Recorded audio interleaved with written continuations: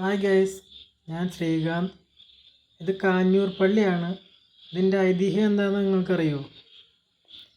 പണ്ട് പറവൂരിൽ നിന്നും കൊടുങ്ങല്ലൂരിൽ നിന്നൊക്കെ ആളുകൾ ഘട്ടം ഘട്ടമായിട്ട് ഇവിടെ കുടിയേറി പാർത്തിരുന്നു. അപ്പോൾ 1990 കാലഘട്ടത്തിൽ ടിപ്പു സുൽത്താൻ ഈ പള്ളി ആക്രമിച്ചു എന്നാണ് വിശ്വസിക്കപ്പെടുന്നത്. ഈ പള്ളിയുടെ മുന്നിൽ കണ്ട ചുവർച്ചിത്രമില്ലേ,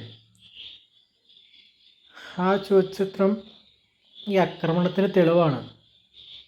ശില്പങ്ങൾക്കും ചുവർച്ചിത്രങ്ങൾക്കും പേരുകേട്ട ഈ പള്ളിയുടെ അൾത്താരം മൊത്തം മരം കൊണ്ടാണ് നിർമ്മിച്ചിരിക്കുന്നത്. നാട്ടുകാർക്ക് ഈ പള്ളിയുടെ പ്രാധാന്യം എന്താണെന്നറിയോ? പണ്ട് പോർച്ചുഗീസുകാർക്കെതിരെ ടിപ്പു സുൽത്താൻ സൈനിക നീക്കത്തിനിടെ സംരക്ഷണം തേടി നിരവധി ആളുകളാണ് ഇവിടെ പള്ളിയിൽ അഭയം തേടിയിരുന്നത്. യുദ്ധത്തിൻ്റെ കെടുതിയിൽ ഈ പള്ളിയാണ് ജനങ്ങളെ സംരക്ഷിച്ചിരുന്നത് എന്നാണ് വിശ്വാസം.